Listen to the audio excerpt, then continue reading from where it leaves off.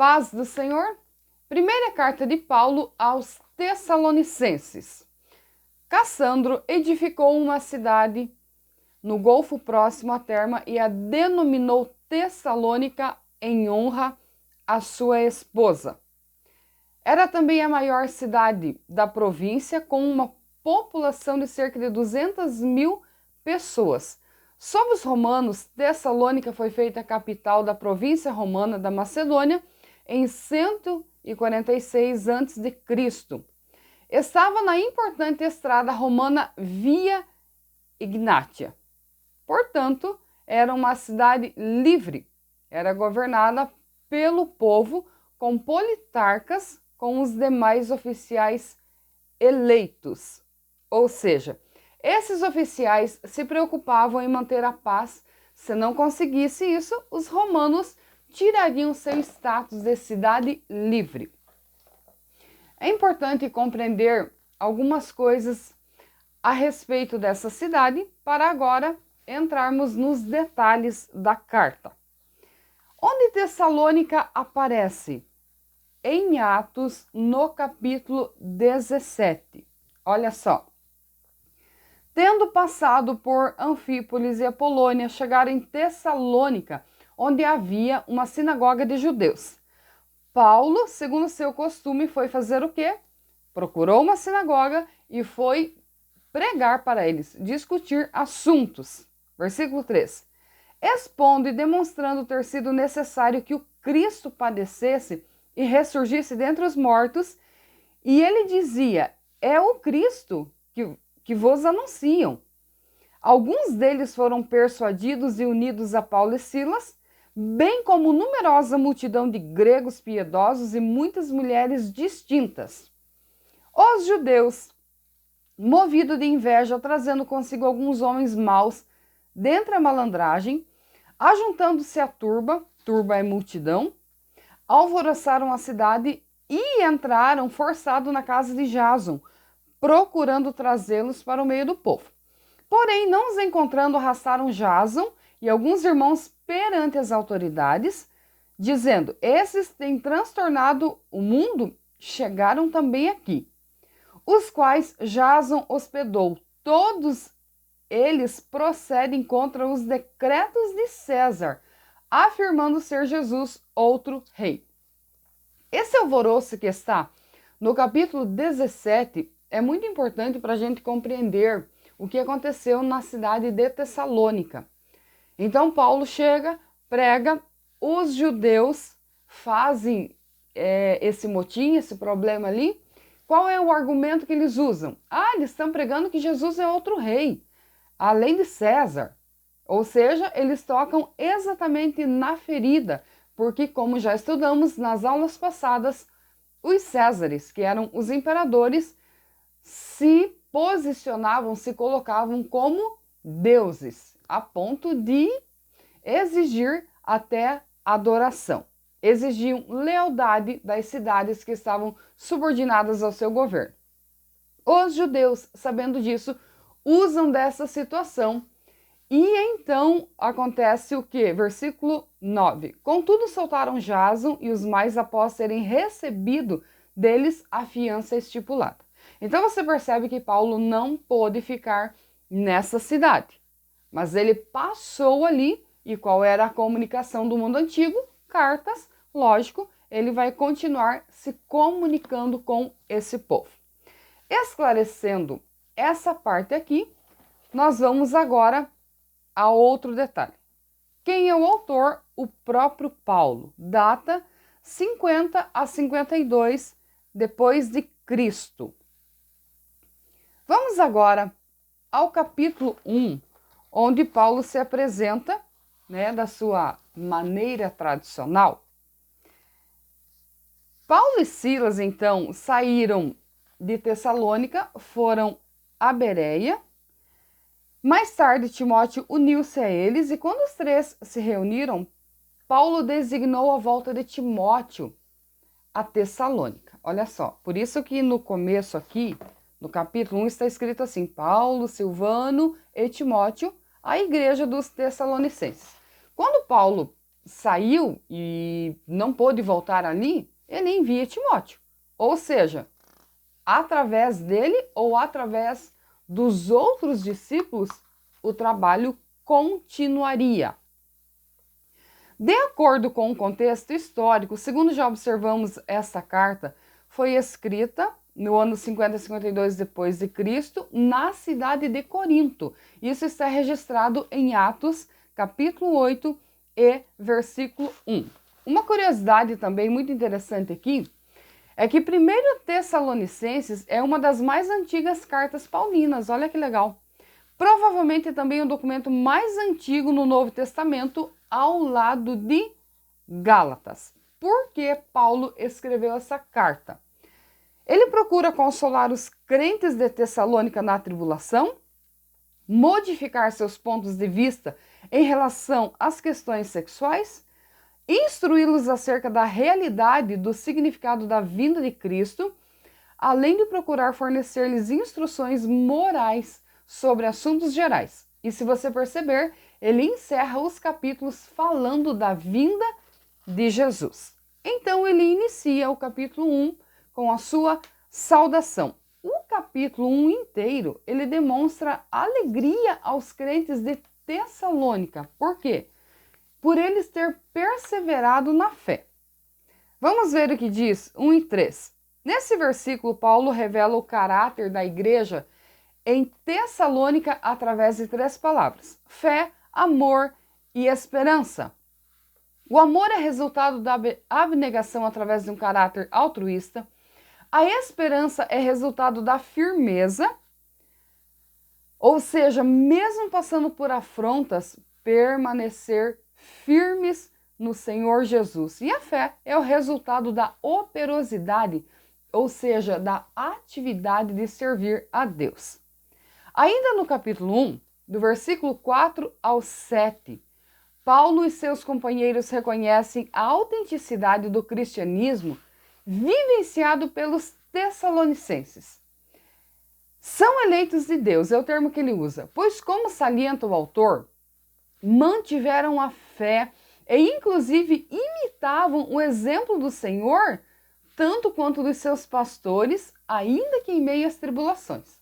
Uma característica muito importante dessa igreja, olha só, o alvoroço que deu no início, ali quando nós lemos Atos 17, deu todo aquele alvoroço ali, e você percebe que as pessoas se converteram, mesmo com a oposição dos judeus e quanto à própria crença dos gentios ali, mas esse povo se converteu de verdade. É um diferencial nessa igreja e Paulo louva a Deus por essa atitude deles.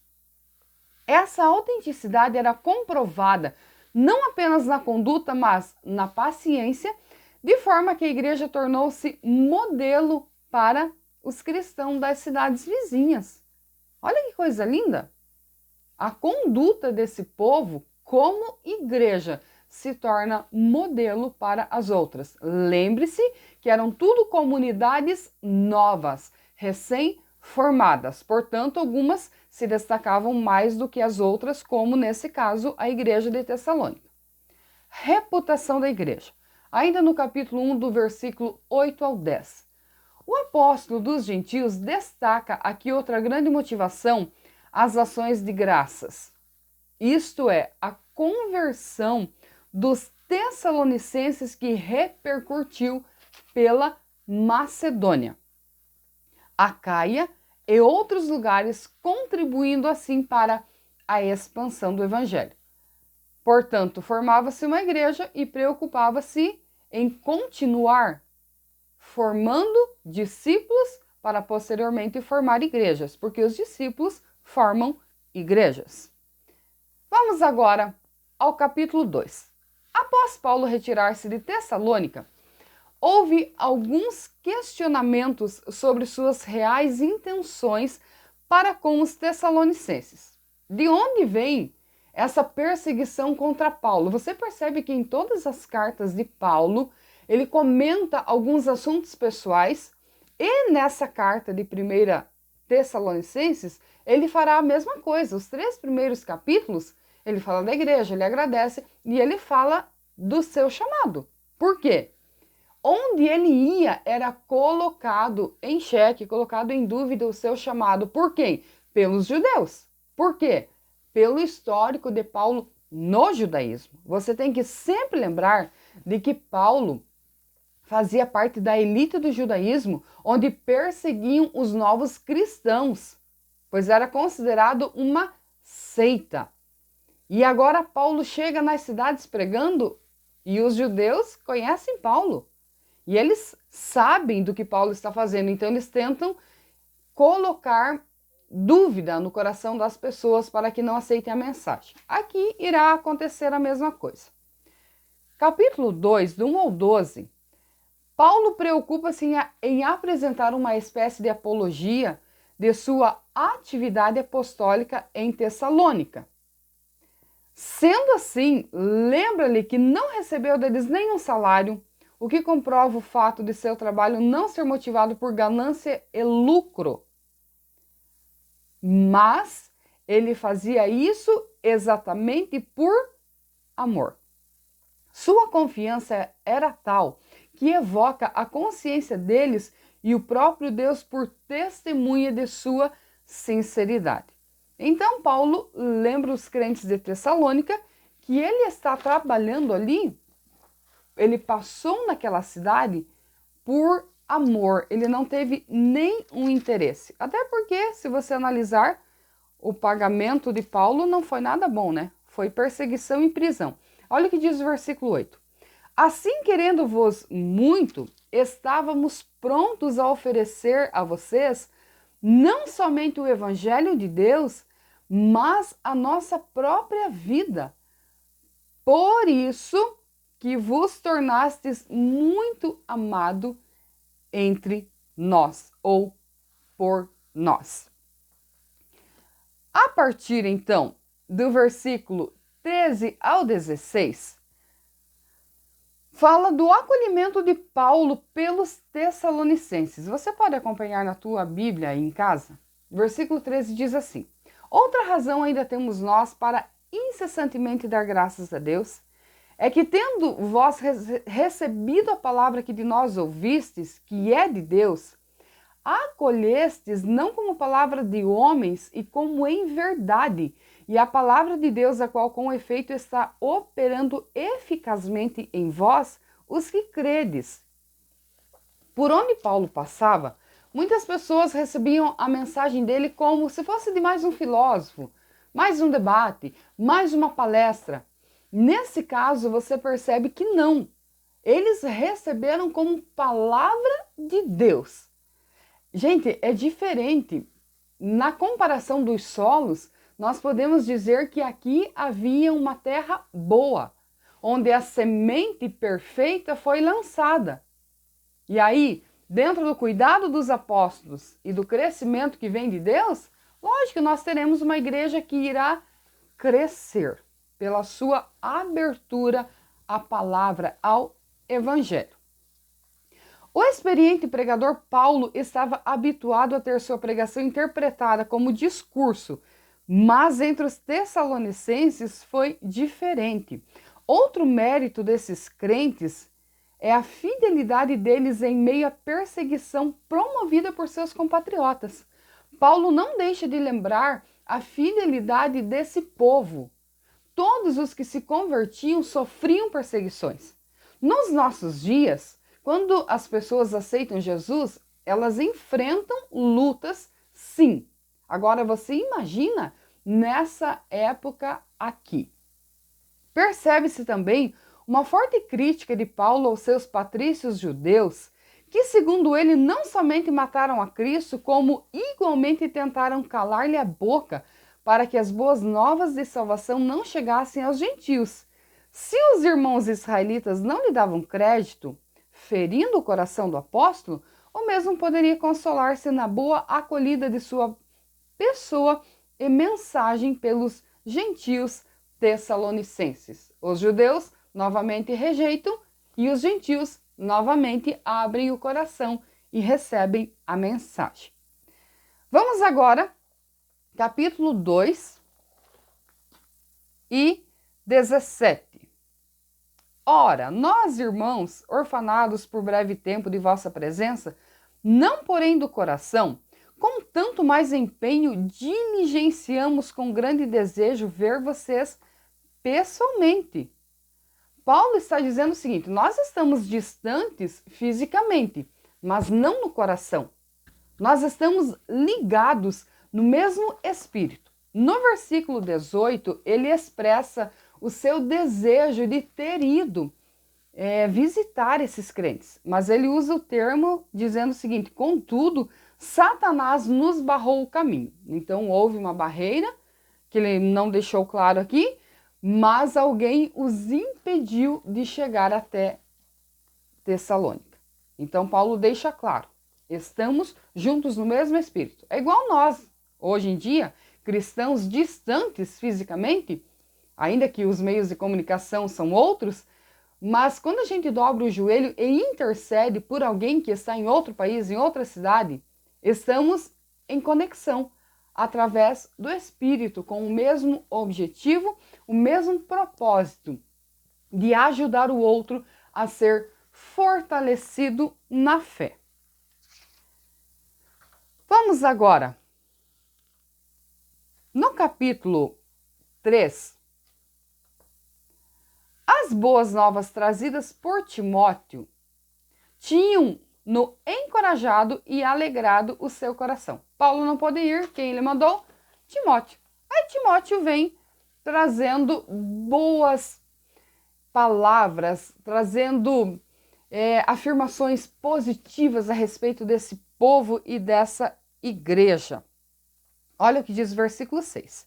Agora, porém, com o regresso de Timóteo, vindo do vosso meio trazendo-nos boas notícias da vossa fé e do vosso amor, e ainda de que sempre guardais grata lembrança de nós, desejando muito ver-nos, como aliás também nós desejamos ver vocês. Aí o versículo 7, Paulo diz: por isso fomos consolados acerca de vocês pela vossa fé, apesar de todas as nossas provações, privações e tribulação.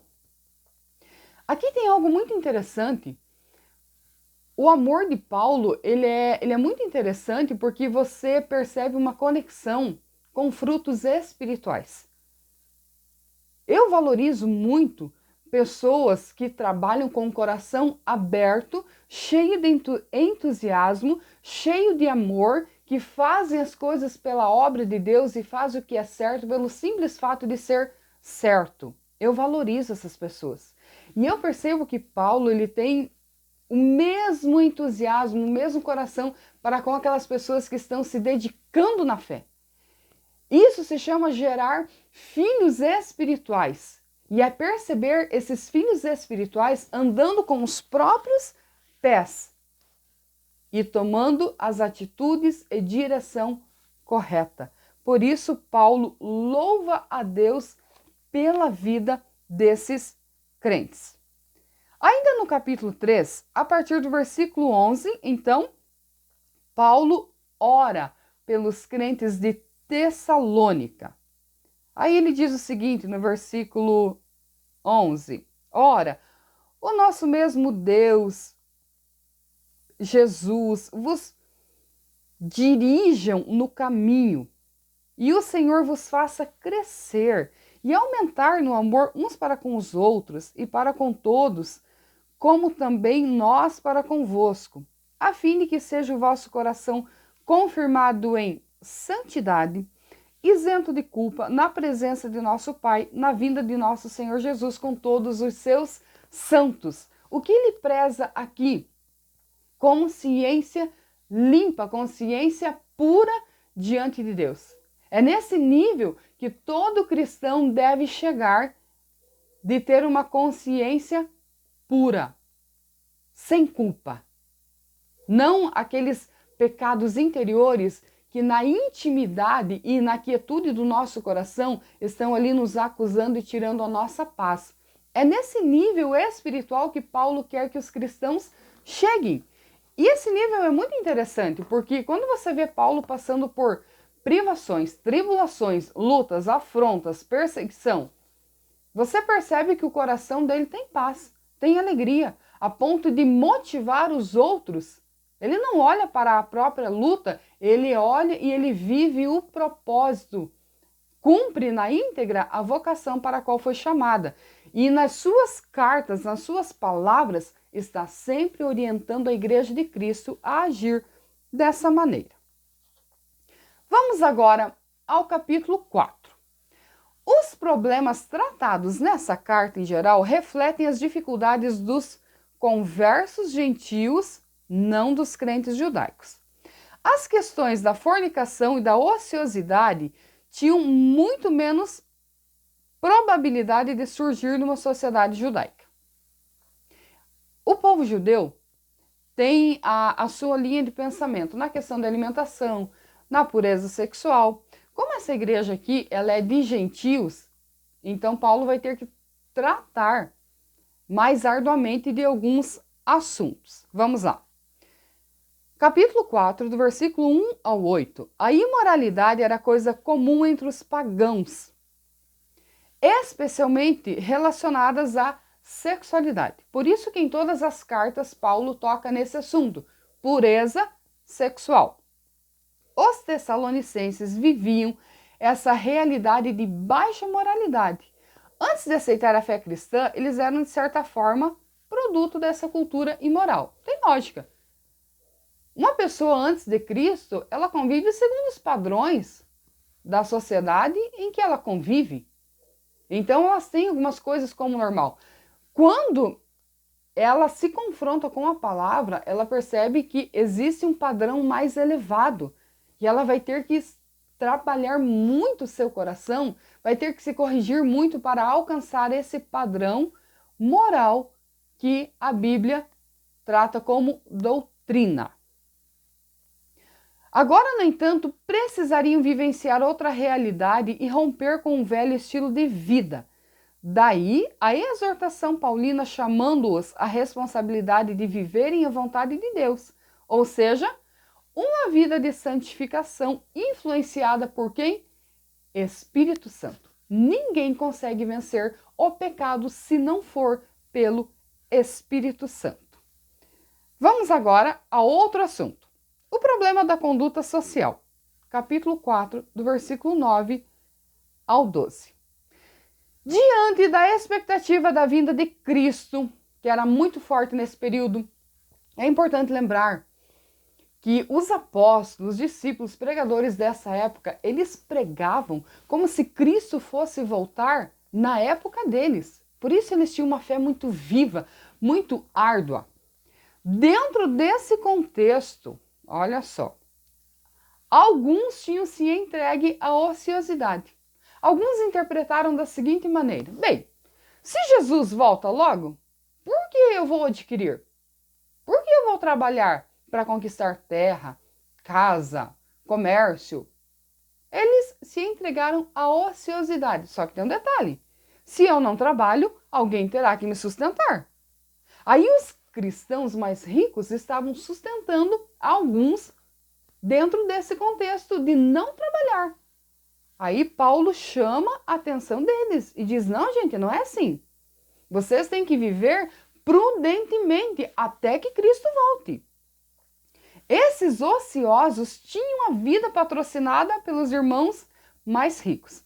Isso ocorria do seguinte modo: crentes ricos, motivados pelo amor, praticavam atos de caridade e assistencialismo por toda a Macedônia. É o mesmo que a gente faz hoje, né? De forma discreta, mas a igreja continua com essa mentalidade de ajudar uns aos outros. E os crentes faziam isso. No entanto, havia quem estivesse se aproveitando da situação. Isso é, alguns preguiçosos que se recusavam a trabalhar estavam sendo beneficiados. Uma coisa é a pessoa passar dificuldade por fatalidade, por situações da vida. Outra coisa é a negligência quanto ao trabalho, e era o que estava acontecendo aqui. Esses são convidados pelo apóstolo Paulo a trabalhar com as próprias mãos. e rejeitarem o estilo de vida egoísta e malandro. Nos nossos dias nós temos essa realidade também. Tem pessoas que não querem se dar ao trabalho e acostumaram que a igreja faz caridade. Paulo chama a atenção deles e diz: trabalhem com as próprias mãos, até porque não é uma era de tecnologia. O trabalho é braçal mesmo, é artesanal mesmo. Vamos agora a outro assunto, ainda no capítulo 4, do versículo 13 ao 18. Acompanhe na tua Bíblia. Alguns membros da igreja estavam preocupados com a situação dos que haviam morrido. Como ficaria o estado deles na ocasião da parousia, ou seja, na ocasião da vinda de Jesus? Paulo lhes garante que os tais não sofriam qualquer desvantagem na vinda de Cristo. Olha só, eu vou ler para vocês, para você compreender melhor. Capítulo 4, do versículo 13, diz assim, na sequência: não queremos, irmãos, que sejais ignorantes a respeito dos que já dormem, a respeito dos que morreram. Porque não se entristeçam como os demais que não têm esperança. Ou seja, eu e você que somos cristãos, entendemos que aqueles que morreram em Cristo estão descansando, dormindo. Pois, se cremos que Jesus morreu e ressuscitou, assim também Deus, mediante Jesus, trará em sua companhia os que dormem. Versículo 15. Ora, ainda vos declaramos por palavra do Senhor isso, nós os vivos, os que ficarmos até a vinda do Senhor, de modo algum precederemos os que dormem. Porquanto o Senhor mesmo, dada a sua palavra de ordem, ouvida a voz de arcanjo, e ressoada a trombeta de Deus, descerá dos céus e os mortos em Cristo ressuscitarão primeiro. Opa! Olha só o que ele diz. Ouvida a voz de arcanjo, arcanjo é o chefe dos anjos, deu a ordem. Ouviu-se a trombeta, porque a trombeta, dentro do contexto bíblico, ela tem propósito, objetivo. Os toques da trombeta era para juntar o povo, era para o povo festejar. O povo conhecia os toques da trombeta. No Velho Testamento, chofar, chifre de animais. Então, Paulo usa aqui o termo trombeta. Quando for o momento de vir, o povo entenderá que é o momento de se ajuntar para subir, se encontrar com o Senhor nos ares. Depois nós, os vivos que ficarmos, seremos arrebatados juntamente com eles, entre nuvens para o encontro do Senhor nos ares, e assim estaremos para sempre com o Senhor. Consolai-vos, pois, uns aos outros com essas palavras. O que Paulo estava dizendo aqui? Não se entristeçam a respeito da morte física, porque não haverá morte espiritual para aqueles que estão em conexão com Jesus, aceitaram Jesus como Salvador, se santificaram através do Espírito.